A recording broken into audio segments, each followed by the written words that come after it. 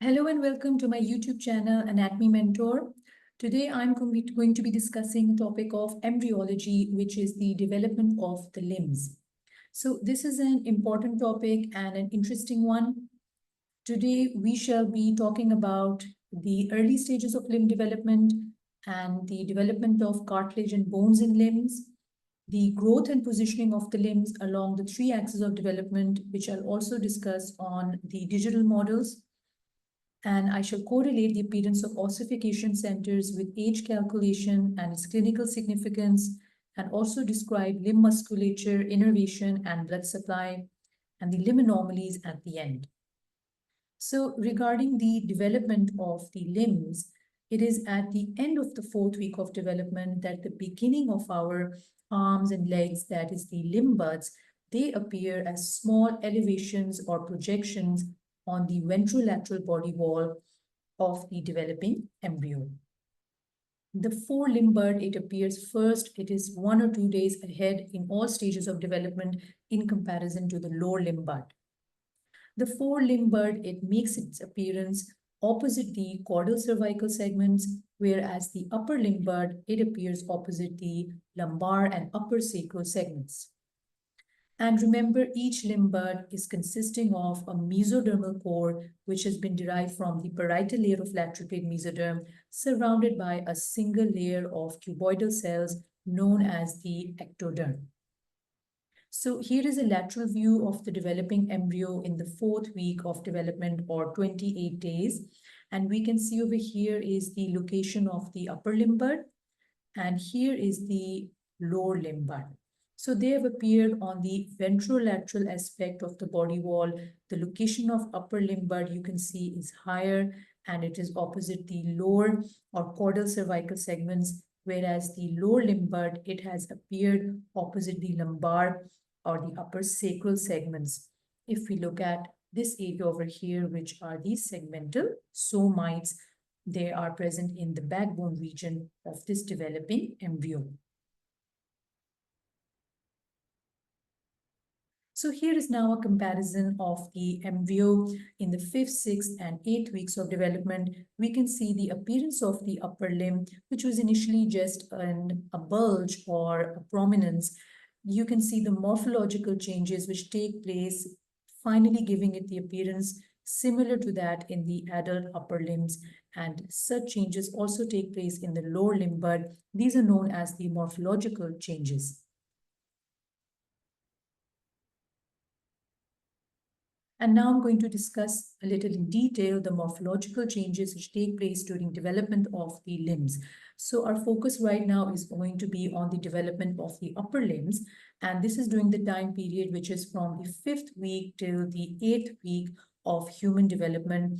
And this is the time period which is also known as the period of embryo completion, because you can see that this is the 2nd month of human development, and at the end of the 2nd month, that is the 8th week, the appearance of the embryo is more human-like regarding the facial features as well as the appearance of the upper and lower limbs. So the 2nd month of development is also known as the period of embryo completion. Now let's focus on the development of the upper limb. You can see initially it appears over here opposite the caudal cervical segments as a bulge, which is known as a paddle-like bulge. And then the distal part of this bulge, it flattens, and this distal flattened part over here is known as the hand plate. Within the hand plate, in the 6th week of development, certain regions of mesenchymal tissue, they condense, and these areas are known as the digit rays. Between the digit rays, the less condensed areas are the grooves or the notches. Now, what happens is that the phenomenon of programmed cell death, also known as apoptosis, it occurs in the grooves between these digit rays, and therefore these digit rays will now be separated and they will form these human digits or the fingers. So these are the morphological changes which are taking place from the 5th to 8th weeks of development. Similar morphological changes will also take place in the lower limb bud, but only the timing is 1 or 2 days behind that of the development of the upper limb bud. Okay. Okay, so this is the similar thing in a little more detail, showing us the morphological changes in the upper limb bud from a paddle-shaped hand plate to the appearance of these digit rays, and the arrows are pointing the notches or grooves in which the apoptosis will occur to separate the fingers as separate digits. Now, what is the role of the AER in limb development? AER, this is an abbreviation for apical ectodermal ridge. This is an important, you could say, structure which appears during limb development. It is the elevation of the ectoderm at the apical end of the developing limb. Because it is present at the apex of the developing limb, it is known as the apical ectodermal ridge. We know that initially the limb bud consists of a core of mesenchyme surrounded by a single layer of cuboidal ectoderm, but at the distal border of the limb, this ectoderm thickens to form the ridge, which is known as apical ectodermal ridge. So let's look at the pictures taken with the help of the electron microscope. On the left is a transmission electron micrograph, which is showing us this here is the limb bud, which is emerging from the flank during early stages of development. And at the distal end of this limb bud is this elevation, this projecting ridge, which is the AER. And here in the electron micrograph on the right is taken with the help of scanning electron microscopy. This gives us a three-dimensional view showing us this here ridge as a continuous elevation on the distal end of the developing limb. Now, what happens is that the mesenchymal cells of the developing limb lying just beneath the apical ectodermal ridge, they are induced by the apical ectodermal ridge to keep on dividing. And this zone of rapidly proliferating cells is known as the progress zone. Because of this progress zone, which is lying just beneath apical ectodermal ridge, the limb bud grows proximodistally, or you could say away from the flank towards the outer aspect or distal aspect. And the cell population over here represented by the color red are those mesenchymal cells of the limb bud which are away or further distant from the apical ectodermal ridge, so they're not under its influence. These are the cells which are going to differentiate into cartilage and muscle. So as the limb grows, the mesenchymal cells further from the AER differentiate into cartilage and muscle. And the limb eventually develops into three segments or components, which are stylopod, zygopod, and protopod. These are simply the proximal, middle, and distal segments of the limb. So autopod is the hand or the foot. Now, another interesting aspect of limb development is when you are studying gross anatomy in the adults, you might have noticed that when we stand in the anatomical position, that is with the palms facing forwards, our thumbs point outwards and laterally. But our big toe, it points medially and inwards. Now, why are these directions opposite? Well, this can be explained on the basis of the embryological development of the limbs. That is, during the 7th week of development, the limbs rotate in opposite directions. The upper limb, it rotates 90 degrees laterally, so the extensor muscles lie on the lateral and posterior surface and thumb lies laterally. But the lower limb bud, it rotates 90 degrees medially, placing the extensor muscles on the anterior surface and the big toe medially. So here we can see this is a picture of the embryo in early stages of development, showing the upper limbs which are rotating laterally, whereas lower limbs are rotating medially. So as a result of this rotation opposite directions in the upper limb, you can see the thumb is going to be pointing outwards and laterally, or we could say this is towards the radial aspect, and this border is known as the preaxial or anterior border. Whereas the side of the little finger, the ulnar side, is known as the postaxial or posterior border. And here we can see opposite is true in case of the lower limbs, where the side where the big toe is present is the medial aspect or preaxial border, also known as the anterior border. It is medially in position, whereas the side of the little finger, that is the postaxial border, that is the posterior border, is lying laterally. So now let's talk about the patterning and the growth of the limbs. During the growth of the limbs, their growth, initially, the first step we talk about is the position of the limbs along the craniocaudal axis, that is the location of the limb bud on the flank. This is determined by a group of genes known as homeobox genes, abbreviated as HOX genes. Once the position of the limb bud has been determined, now it is going to grow. Its growth occurs along three axes, and those axes are proximodistal, number 2, anteroposterior, number 3, dorsoventral. Now let's understand these three axes of limb growth. The easiest to understand is the proximodistal axis. This is simply the growth of the limb bud away from the body or the flank region. So the parts which are further away are the distal parts, and those which are closer are the proximal parts.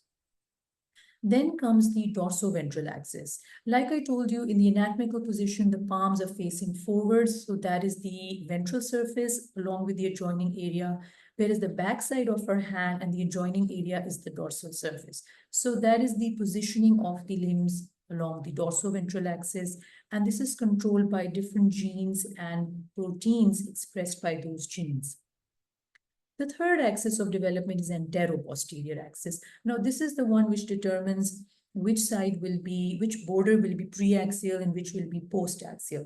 As I just showed you before, that in the anatomical position, in case of the upper limbs, our thumbs are pointing outwards and laterally, and that is the preaxial or anterior border, whereas the side of the little finger is the postaxial or posterior border. So this positioning of the thumb outwards and laterally and the little finger inwards, this is known as the growth of the limb along the anteroposterior axis. And this is determined by a zone of cells, specialized cell population, which is present in the posterior border of the developing limb bud near the flank. This area is known as ZPA, which is the zone of polarizing activity.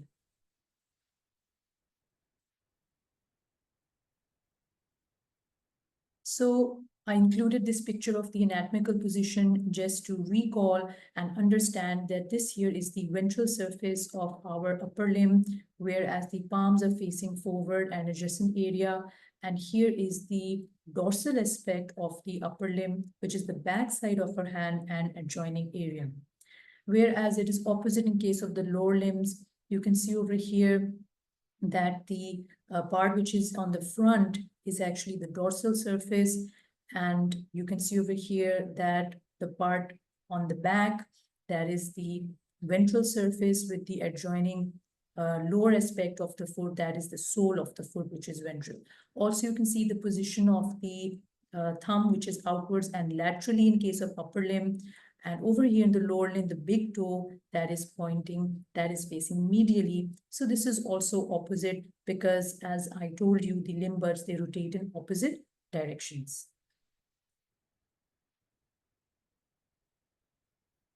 So now I'm going to show the growth of the limbs along these three different axes of development with the help of the digital model of the upper and lower limbs.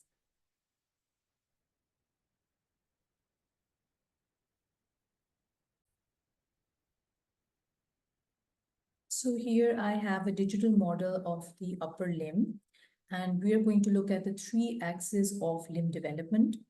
The first axis is the proximodistal axis, and this is the easiest to understand because it is simply the growth of the limb bud away from the body or flank region. So the parts which are closer to the body are proximal, and those which are further away are distal. The second axis along which limb development occurs is the dorsoventral axis. To understand this, we are going to look at the upper limb in the anatomical position with the palms facing forwards. This surface of the palm and the adjoining surface is known as the ventral surface, whereas the part which is the back side of the hand and adjoining surfaces where our extensor muscles are present, this here is the dorsal surface. So that is the second axis of development known as the dorsoventral axis. The third axis of development is the anteroposterior axis. This is the one which determines that the thumb will be pointing outwards and laterally, and this is on the radial side, and this border is known as the preaxial or anterior border. Whereas the border where the little finger is present on the ulnar side is known as the postaxial or posterior border. So that is the third axis of development, that is the antero-posterior axis. Limb growth occurs along these three axes of development during intrauterine life.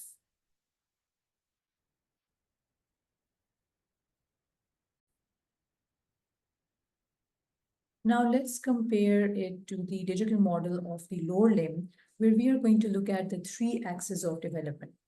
Proximo-distal axis, I told you before, is simply the one which is representing the limb bud going away from the flank or the body. So the part of the limb which is closer to the body is the proximal part, and the part which is further away from the body is the distal part. The second axis of development is the dorsoventral axis. In case of the lower limb, the ventral surface is the one which is the sole of the foot, and the adjoining area that is known as the ventral surface. Whereas you can see over here that the dorsal surface is the one which is the front of the foot and the adjoining area. And here you know that the extensor muscles are present. So this is the development of the lower limb along the dorsoventral axis. And the third axis of development is simply the one which is known as the antero-posterior axis. And according to this axis, our big toe points medially when we are standing in the anatomical position, and this border is known as the preaxial or anterior border. Whereas the border where the little finger is present, that side is known as the postaxial or posterior border. So that is the positioning or development of the limb according to the axis, which is the antero-posterior axis. These are the three axes of development along which the development of the lower limb occurs. And remember that the positioning of the big toe is opposite when we compare it to the positioning of the thumb in the upper limb. And the reason behind that, I told you, is because upper and lower limb buds, they rotate in opposite directions during the 7th week of intrauterine life.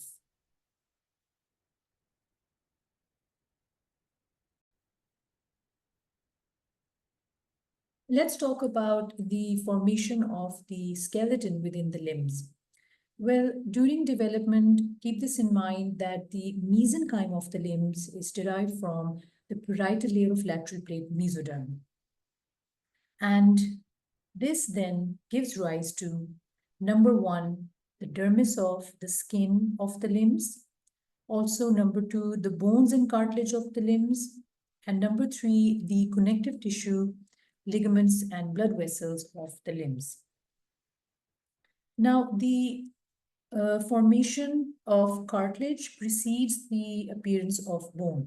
So first, the cartilaginous models are going to be established in the developing limbs. This formation of cartilage or appearance of cartilage is known as chondrification, and the centers for chondrification appear in the 5th week of development. So by the end of the 6th week of intrauterine life, hyaline cartilage models have been established in the developing limbs.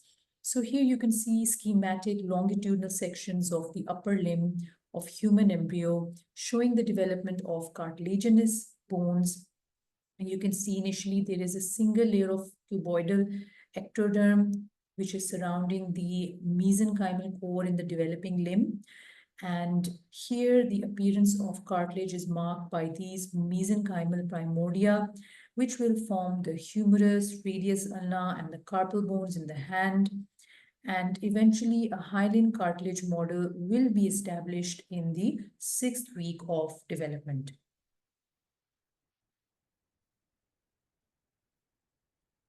Regarding the bone formation, primary ossification centers, they appear before birth. They are present in all the long bones by the 12th week of development, whereas secondary ossification centers appear in the first few years after birth.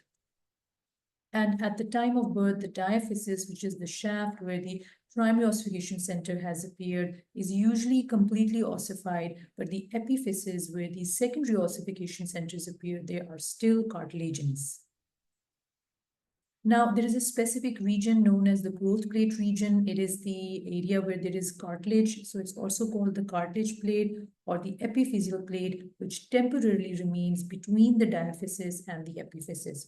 So when we want to calculate the age of a child, we can use the bone, appearance of bone, the formation of bone as a good index of maturation. So we can determine the number of bones, the size, and their fusion of epiphyseal centers from the X-rays. With that is a commonly used method. And the radiologist determines bone age by assessing ossification centers using two criteria. The first one is the time of appearance of the calcified material in the diaphysis or epiphysis or both, and that because that time is going to be specific for each diaphysis and epiphysis and also specific for each bone as well as the sex. The disappearance of the dark line, which represents the epiphyseal cartilage plate, the disappearance of that dark line in the radiographs indicates that now the epiphysis has fused with the diaphysis. Fusion of diaphyseal epiphyseal centers, this occurs at specific times for each epiphysis, and generally speaking, the fusion occurs 1 to 2 years earlier in girls than in boys, which in simple words means that girls attain their maximum height earlier than boys. Individual variation will occur. Keep that in mind. There are many other factors such as genetic factors which play a role. Fetal ultrasonography can also be used for evaluation and measurement of bones and also for determination of fertilization age. So this is how the appearance of bone can be used for age determination. Now let's talk about the development of limb musculature. The muscles in the limbs, they are derived from muscle precursor cells which migrate from dermomyotome regions of somites. To be more specific, it's the ventrolateral group. And these cells, they migrate across a border which is known as the lateral somatic frontier, and they enter into the parietal layer of lateral plate, mesoderm. So these are the series of diagrams which are showing us the differentiation of the somite.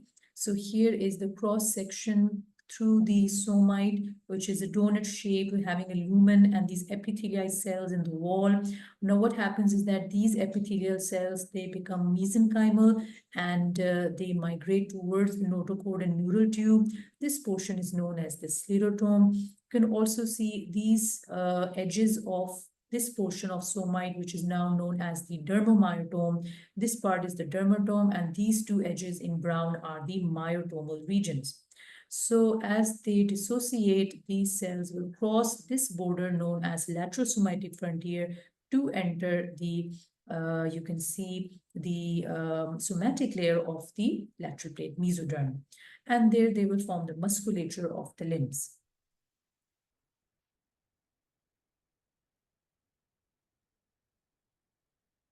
Initially, the muscle components, they are segmented according to the somites from which they are derived. For the upper limb, these segments are C5 to D2, and for the lower limb, they are L5 to S2. Whereas there's elongation of the limb bud, the muscle tissue will split into flexor and extensor components, and then additional splittings and fusions will occur. As a result, the initial segmental pattern is lost, and eventually a single muscle, remember, is derived from more than one segment. The complex pattern of muscles is determined by the connective tissue into which these muscle cells, muscle precursor cells migrate, and that is derived from the lateral plate mesoderm. Now, regarding the innervation of the developing limbs, limb muscles are innervated by ventral primary rami that initially divide from dorsal and ventral branches to these compartments. So here you can see this is a cross section through the region of the developing embryo as the limb bud is emerging, and we can see the muscles over here have been split into the extensor and flexor components. And these are known as the hypaxial muscles because they are supplied by the, you can see over here, the ventral primary ramus of the spinal nerve. Ultimately, branches from their respective dorsal and ventral divisions will then unite into large dorsal and ventral nerves. Now, regarding limb development, we need to be familiar with the dermatome. What is a dermatome? It is the area of skin supplied by a single spinal nerve. And the dermatomes, remember, they show considerable overlapping, but this overlapping is minimal at the ventral axial line. The original dermatome pattern changes during growth and the rotation of the limbs, but an orderly sequence can still be recognized in adults. So here you can see the upper limb bud as it is emerging from the body wall. Here is the pre-axial border and then the post-axial border, as we discussed the borders before. The upper limb bud is now growing in a proximo-distal direction away from the body wall. And as it is growing, it is pulling the dermatomes along with it. But this here bold line represents the ventral axial line. Across this line, there is minimal overlapping of the dermatomes. Otherwise, keep in mind that there is overlapping of the dermatomes. So these are representing the innervation of the upper limb, as well as you can see over here, we have the representation in the lower limb. Now, regarding the blood vessels which are present in the developing limbs, well, during that process, you have to keep in mind that there is a blood vessel which is known as the primary axial artery. It is derived from the intersegmental arteries, which in turn arise from the dorsal aorta. So if you recall the previous lectures, you can see this here is the dorsal aorta, and from here are emerging intersegmental arteries. The primordial vascular pattern, as I told you, consists of a primary axial artery and its branches. Now in the upper limb, this primary axial artery is going to be the brachial artery in the arm, and it will become common interosseous artery in the forearm. So here you can see from the aorta emerges intersegmental artery. If you just follow the laser pointer over here, I'm showing you that aorta gives off the intersegmental artery, which then gives off the primary axial artery in the developing upper limb bud. This primary axial artery is going to eventually become brachial artery in the arm and the common interosseous artery in the forearm. And all the other arteries are going to be branches of this primary axial artery. Now, in the lower limb, the primary axial artery becomes the deep artery of the thigh, also known as profunda femoris artery. And in case of the leg, it becomes the anterior and posterior tibial arteries. Now that we have discussed the normal development of the upper limb and the lower limb, we're going to discuss a few anomalies, the congenital abnormalities that can take place. Keep in mind that the 4th and 5th weeks of gestation are the most sensitive period for induction of limb defects. And these limb defects can be amelia, which literally means the loss or absence of a limb. It can be meromelia, which means partial absence of a limb, or phocomelia, which is a type of meromelia in which the distal part of the limbs, they are rudimentary and directly attached to the trunk. So you have sort of the flipper-shaped limbs, you could say, although that is a term which has been largely avoided now. Here I'm showing you the example of these thalidomide babies. Thalidomide was a drug which was it was an anti-nauseant prescribed to pregnant ladies in the 1960s. And at that time, the side effects, the adverse effects of thalidomide on the developing embryo had not been determined. And this is an interesting fact, historical fact regarding the prescription of drugs to pregnant women, as thalidomide was prescribed to many women in the 1960s. And before the 1960s as well, it was observed that the babies born to such women, they had this limb defect, congenital anomaly, which is the phocomelia. And then based on research, this drug was then contraindicated during pregnancy. And so this also shows the effect that drugs can have, the adverse effect that it can have on the development of the baby if prescribed to the mother, or if the mother takes that drug during pregnancy. So then it was removed from the market in the 1960s.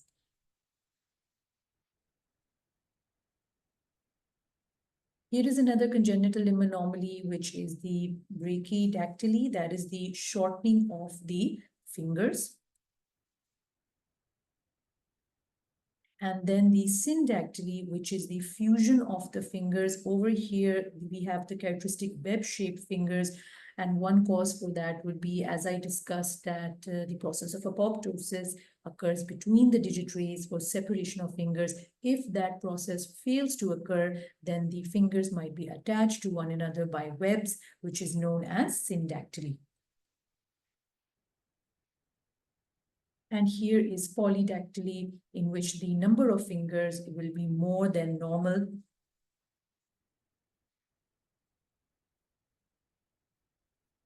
Another condition, that is the cleft hand and foot. Over here, what happens is that there is, in the case of the hand, there is an absence of the third finger and the adjacent metacarpal. And the first, second digits over here are partially fused. And over here you can see the fourth and fifth are also partially fused. So this gives the appearance of a cleft or a groove in the hand. And in the foot, you can see the second metatarsal and the second digit, they are missing. And this is the cleft-like appearance in the foot. So this is a radiograph of the cleft hand. You can see the absence, there is an absence of the third digit and the metacarpal. And then the cleft foot radiograph is showing you how the cleft is appearing and there are the missing bones over here. It used to be called lobster claw deformity, but this term has been largely abandoned because of the inappropriateness of the term. Well, let's talk about amniotic band syndrome. Now we know that the baby is present in the womb of the mother in the uterine cavity in a fluid-filled cavity, which is amniotic cavity. And in that case, special cases like if there's less quantity of amniotic fluid known as oligohydramnios, there might be a chance that the amnion would form bands or adhesions encircling the digits or the limbs of the developing embryo. In that case, this encircling is known as the amniotic bands, and it can cause amputations of the digits. So here you can see the amputated fingers due to amniotic bands. And if amputation doesn't occur, there can also be constriction, a ring-like constriction, which can cause swelling and edema and gangrene. Another congenital anomaly is related in the limb defects is the Talipes equinovarus, commonly known as the club foot. Since the foot, it resembles a club. You can see the feet, they are inverted, and this condition is known as Talipes equinovarus. Also, the propensity increases when there is oligohydramnios, there is a decreased quantity of amniotic fluid, the compressive forces, the limited space in the uterine cavity can cause this Talipes equinovarus. So this concludes with today's discussion on limb development. I discussed all the essential facts related to the morphological changes during limb development, and we also talked about the growth of the limb along the 3 axes of development, and we discussed the formation of bones in the limbs, appearance of muscles, and the blood vessels. So we covered this topic in a way that was focused on the key points. If you found today's discussion helpful, then don't forget to like and subscribe to my YouTube channel, AnatomyMentor. You can simply do that by pressing on my picture, which is going to appear at the end of this video. And I will be coming back with other topics, not just from embryology, but also from histology, neuroanatomy, and gross anatomy. So thank you and take care. Enjoy your studying. Stay blessed.